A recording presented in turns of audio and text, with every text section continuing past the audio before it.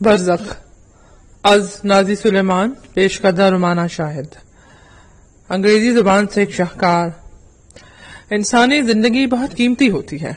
اسے بچانے کے لیے انسانوں نے روز ازل سے لے کر اب تک بڑے جتن کیے ہیں. یہ مایناز زمانہ سائنسی ایجادات کا ہے.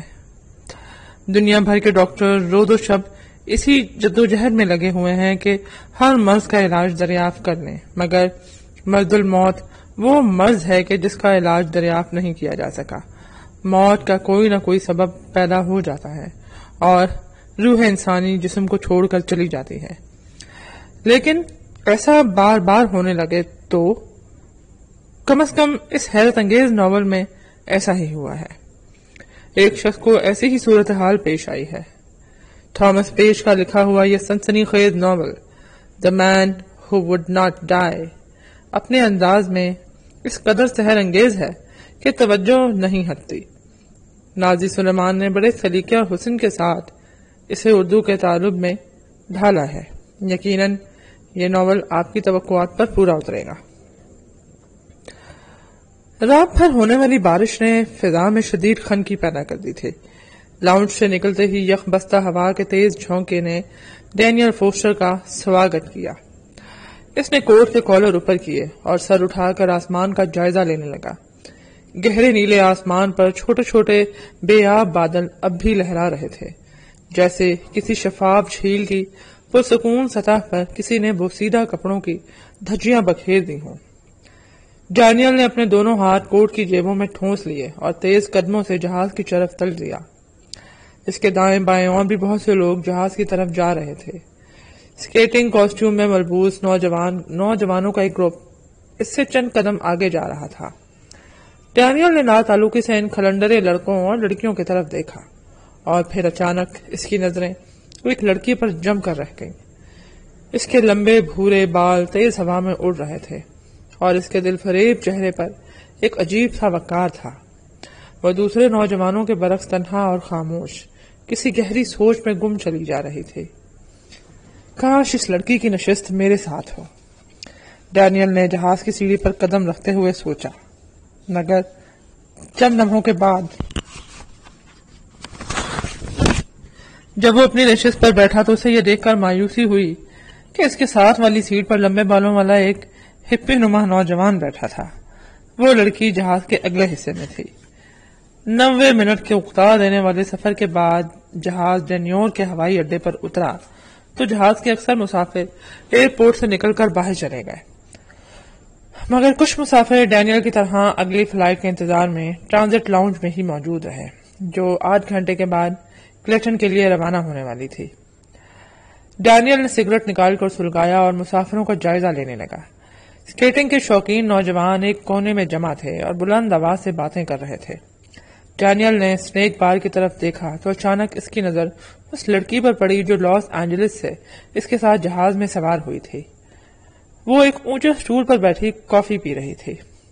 ڈینیل نے ایک لمحے کے لیے سوچا، پھر دھیرے دھیرے چلتا ہوا سنیک بار میں داخل ہو گیا اور اس کے برابر والے سٹول پر جا بیٹھا.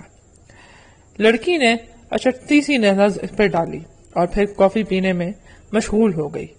ڈینیل نے قریب سے اس کے چہرے کا جائزہ لیا تو اسے اندازہ ہوا کہ وہ لڑکی جو دور سے خاصی کم عمر نظر آ رہی تھی در حقیقت 25 برس سے بھی زیادہ عمر کی تھی. مگر اس کے باوجود وہ دور سے جتنی حسین دکھائی دیتی تھی، حقیقت میں وہ اس سے کہیں زیادہ حسین اور دل فریب تھی. ہیلو، میرا نام ڈینیل ہے، ڈینیل فوسٹر. اس نے مسکراتے ہوئے لڑکی کو مخاطب کیا. مگر اس لڑکی نے لا تعلقی سے ڈینیل کی طرف دیکھا اور پھر اپنی کافی کی طرف متوجہ ہو گئی. ڈینیل بھی مایوس ہونے والوں میں سے نہیں تھا. اس نے سٹول کھسکا کر اس لڑکی کے قریب کر لیا اور بولا، میں اسٹینڈرڈ کارپوریشن میں کام کرتا ہوں. آپ نے اس کا نام تو سنا ہوگا. میں ان کی ایک نو ایجاد مشین کی تنصیب کے سلسلے میں کلیٹن جا رہا ہوں. آپ بھی شاید کلیٹن جا رہی ہیں، ہے نا؟ جی نہیں، لڑکی نے سپاٹ لہجے میں کہا. میں دراصل آپ کو اس مشین کے بارے میں کچھ بتانا چاہتا ہوں. ایک لمحے کے توقف کے بعد ڈینیل نے کہنا شروع کیا، آپ کو شاید علم نہیں کہ اسٹینڈرڈ کارپوریشن کی یہ ایجاد شعبہ طب میں عنقریب ایک انقلاب برپا کرنے والی ہے. کسی بھی بیماری کے علاج کے سلسلے میں آپ اس ایجاد پر 100% بھروسہ کر سکتی ہیں، مثلا یہ کہ آپ کو یا آپ کے گھر کے کسی فرد کو کوئی خطرناک بیماری ہو، جیسے ذیابیطس، تپیدک، جزام یا کوئی جلدی مرض، تو آپ شکریہ مسٹر فوسٹر، لڑکی نے اس کی بات کاٹتے ہوئے کہا، مگر مجھے یا میرے گھر کے کسی فرد کو ایسی کوئی بیماری نہیں ہے۔ یہ کہہ کر لڑکی نے اپنے پرس سے بل کی رقم نکال کر کاؤنٹر پر رکھی اور اسٹول سے اٹھ کھڑی ہوئی۔ واپس جانے سے پہلے وہ ڈینیل کی طرف مڑی اور شگفتہ لہجے میں بولی، خدا حافظ مسٹر فوسٹر، پھر کبھی ملاقات ہوئی تو آپ سے اس مشین کے بارے میں گفتگو ہوگی۔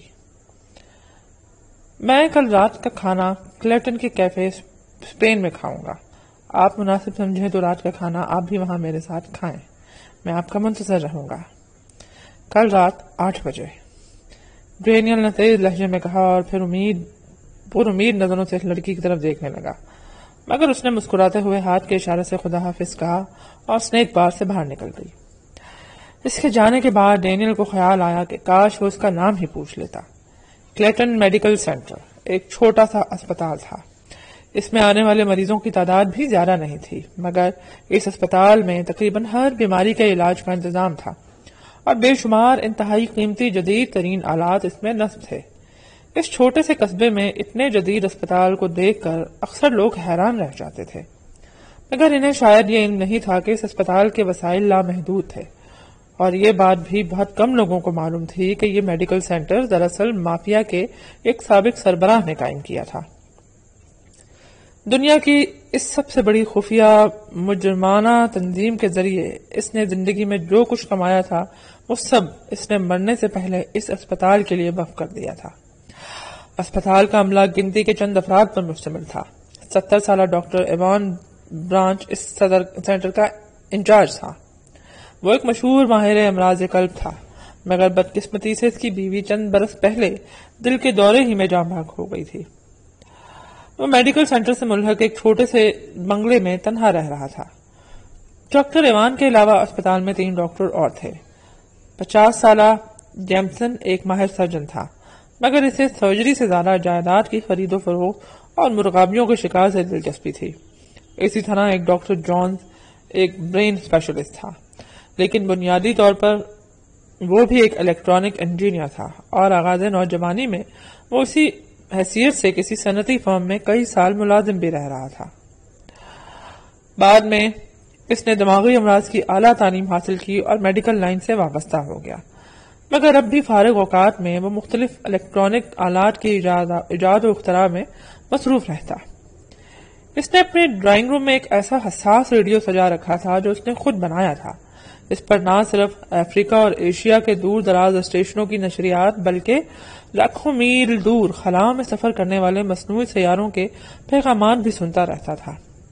سٹاف کا تیسرا ممبر ڈاکٹر ڈیٹن تھا، جو فارغ اوقات میں ہمیشہ کلیٹن کے نائٹ کلبوں کے چکر لگاتا رہتا تھا۔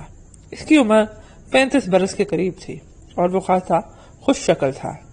یہی وجہ تھی کہ اس کے دوستوں کی اکثریت کا تعلق صنف نازک سے تھا، لیکن اپنی اس کمزوری کے باوجود وہ ڈاکٹر ایوان کا پسندیدہ شخص تھا، اس لیے کہ وہ ایک ماہر فزیشین اور کامیاب سرجن تھا۔ یہ بھی شاید اتفاق ہی تھا کہ ان تینوں میں سے کسی نے شادی اور بیوی بچوں کا بکھیڑا نہیں پالا تھا۔ ڈاکٹر جیمسن تو اسپتال کے بعد اپنے کاروباری امور میں اتنا مصروف رہتا تھا کہ اسے کسی اور بات کی مہلت ہی نہیں ملتی تھی، مگر ڈاکٹر جونز اور ڈیٹن نے اپنی تمام تنہائی کا یہ حل نکالا تھا کہ وہ آئے دن کسی نہ کسی نرس کو اپنے دام الفت میں الجھائے رکھتے تھے۔ اس روز جب میڈیکل سینٹر کے انچارج ڈاکٹر ایوان نے انہیں بتایا کہ آج ایک نئی مشین اسپتال میں پہنچنے والی ہے، اس لیے کوئی بھی اسپتال سے نہ جائے، تو سوائے ڈاکٹر جونز کے کسی نے بھی دلچسپی کا اظہار نہ کیا۔ ڈاکٹر جیمسن کو آج کسی تجارتی پلاٹ کا سودا کرنا تھا اور ڈاکٹر ڈیٹن کسی اہم ملاقات کے لیے قصبے میں جانا چاہتا تھا، لیکن ڈاکٹر جونز نے بے چینی سے اس مشین کی آمد کا انتظار کیا۔ چند روز پیشتر اس نے کسی جریدے میں اسٹینڈرڈ کارپوریشن کی اس حیرت انگیز ایجاد کے بارے میں پڑھا تھا اور وہ دیکھنا چاہتا تھا کہ یہ مشین کیسی ہے جس کے متعلق موجد کا دعویٰ ہے کہ وہ شعبہ طب میں ایک انقلاب برپا کر دے گی۔ دوپہر کے وقت اسٹینڈرڈ کارپوریشن کا ایک سینئر انجینئر آرون ایک چارٹرڈ طیارے کے ذریعے کلیٹن پہنچ گیا۔ اس نئی مشین کے علاوہ اس کے ہمراہ کچھ مکینک بھی تھے جنہوں نے فوراً ہی اس مشین کو نصب کرنے کا کام شروع کر دیا۔ 3 بجے کے قریب بالآخر اس کی تنصیب کا کام مکمل ہو گیا اور اس کے کچھ ہی دیر کے بعد آرون کا اسسٹنٹ ڈینیل فوسٹر، جو کارپوریشن میں سیلز آفیسر بھی تھا، دوسری فلائٹ سے اسپتال پہنچ گیا۔ اس وقت کلیٹن میڈیکل کا سینٹر کا انچارج تھا۔ ڈاکٹر ایوان اس کے تینوں ماتحت کمرے میں موجود تھے اور دلچسپی سے اس بھاری بھرکم مشین کو دیکھ رہے تھے جو ان کے سامنے ایک اونچے سے چبوترے پر نصب کی جا چکی تھی۔ آرون اپنے ماتحت ڈینیل کے ہمراہ اس مشین کے پاس کھڑا تھا اور فخریہ نگاہوں سے چاروں ڈاکٹروں کو دیکھ رہا تھا۔ 7 فٹ لمبی اور 4 فٹ چوڑی یہ مشین کسی تابوت یا کسی بڑے سے کیپسول سے مشابہ تھی۔ اس کی بیرونی سطح سیاہ مضبوط پلاسٹک کی بنی ہوئی تھی اور اس کے دائیں بائیں بے شمار سوئچ اور چھوٹی بڑی اسکرینیں نظر آ رہی تھیں۔ اوپری حصے میں ایک مستطیل شیشہ نصب تھا جس میں سے مشین کا کچھ اندرونی حصہ نظر آ رہا تھا۔ اوپری حصے میں معلق چند تاروں کے علاوہ اس شیشے کے ذریعے وہ ہلکے زرد رنگ کا سیال مادہ بھی دیکھا جا سکتا تھا جو مشین کی تہہ میں موجود تھا۔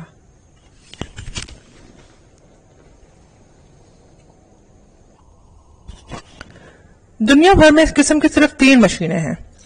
ایریزونا اسپتال کے بعد آپ کا میڈیکل سینٹر وہ واحد ادارہ ہے جسے اس مشین کو حاصل کرنے کا اعزاز ملا ہے۔ آرون نے یہ کہہ کر باری باری چاروں ڈاکٹروں کی طرف دیکھا اور بولا، اس کا نام لائف سپورٹ کمپیوٹر ہے۔ اگر آپ اختصار اور سہولت کی خاطر اسے LS کمپیوٹر یا صرف کمپیوٹر بھی کہہ سکتے ہیں۔ مگر اس مشین کی افادیت کیا ہے اور وہ کون سا مرض ہے جس کے علاج میں یہ استعمال کی جا سکتی ہے؟ ڈاکٹر جیمسن نے پوچھا۔ آرون نے ڈینیل کی طرف دیکھا اور مسکراتے ہوئے بولا، کاش آپ نے یہ پوچھا ہوتا کہ وہ کون سا مرض ہے جس کے علاج میں یہ کمپیوٹر استعمال نہیں کیا جا سکتا۔ حضرات، یہ کمپیوٹر دراصل ایک مکمل اسپتال ہے۔ یہ بیک وقت ایک ڈاکٹر، ایک فزیشین، سرجن، کمپاؤنڈر، حتیٰ کہ نرس کا کام بھی انجام دے سکتا ہے، اور وہ بھی اتنی مہارت سے کہ غلطی کا کوئی امکان باقی نہیں رہ سکتا۔ آپ کسی مریض کو اس کمپیوٹر میں لٹا دیں، چند سیکنڈ کے اندر یہ کمپیوٹر نہ صرف اس کے مرض کی تشخیص کرے گا بلکہ اس کا علاج بھی بتا دے گا۔ حتیٰ کہ آپ اگر اس کی تجویز کردہ دوائیں اس کے مخصوص خانے میں ڈال دیں گے تو یہ کمپیوٹر وہ دوائیں مطلوبہ مقدار میں اور مقررہ وقفوں سے اس مریض کو دینا بھی شروع کر دے گا۔ مگر یہ کیوں کر ممکن ہے؟ ڈاکٹر جونز نے حیرت سے کہا، انسانی جسم کو تو سینکڑوں بلکہ ہزاروں قسم کے امراض لاحق ہو سکتے ہیں۔ کچھ امراض تو اتنی پیچیدہ ہوتے ہیں کہ ان کی تشخیص ہی میں کئی دن لگ جاتے ہیں، اور تب بھی اکثر صحیح تشخیص نہیں ہو پاتی، اور پھر زیادہ تر امراض ایسے ہیں جن کی تشخیص اس وقت تک ممکن نہیں ہوتی جب تک مریض کا خون یا پیشاب وغیرہ ٹیسٹ نہ کر لیا جائے۔ بہت سے مریضوں کے ایکس رے لینا ضروری ہوتا ہے۔ آرون نے بہت غور سے جونز کی بات سنی اور پھر مسکراتے ہوئے بولا، یہ تمام ٹیسٹ جن کا آپ نے ذکر کیا اور جن کے لیے اب تک خاصا وقت ضائع ہوتا رہا ہے، اب اس کمپیوٹر کے ذریعے صرف چند سیکنڈ میں کیے جا سکتے ہیں اور کہیں بہتر نتائج کے ساتھ۔ مثلاً جب آپ ایکس رے لیتے ہیں تو اس میں آپ صرف ہڈیاں دیکھ سکتے ہیں۔ اگر کسی کی نسوں میں، گوشت یا پٹھوں میں کوئی خرابی ہے تو آپ اسے ایکس رے کے ذریعے نہیں جان سکتے، اس لیے کہ ایکس ریز کھال اور گوشت میں سے گزر کر جاتی ہیں۔ لیکن اس کمپیوٹر میں ایسے عدسے ہیں اور ان سے ایسی مخصوص لیزر شعاعیں خارج ہوتی ہیں جو صرف کھال میں سے گزرتی ہیں۔ یہ کہہ کر بیکل نے کمپیوٹر کے بائیں رخ پر بنی ہوئی ایک لمبی سی اسکرین کی طرف اشارہ کیا اور بولا، جب آپ مریض کو کمپیوٹر میں لٹا دیں گے تو اس اسکرین پر مریض کے جسم کا اندرونی منظر نمودار ہو جائے گا اور آپ واضح طور پر مریض کے ہر عضو کو دیکھ سکیں گے، حتیٰ کہ اس کے دل کا عمل، رگوں میں خون کی گردش اور اس کے سانس لینے سے پھیپھڑوں کے حرکت کرنا تک آپ کو نظر آئے گا۔ آرون یہ کہہ کر رکا اور فخریہ نگاہوں سے سامعین کی طرف دیکھنے لگا جو حیرت سے منہ کھولے اس کی طرف دیکھ رہے تھے۔ ان کی نگاہوں میں بے یقینی تھی۔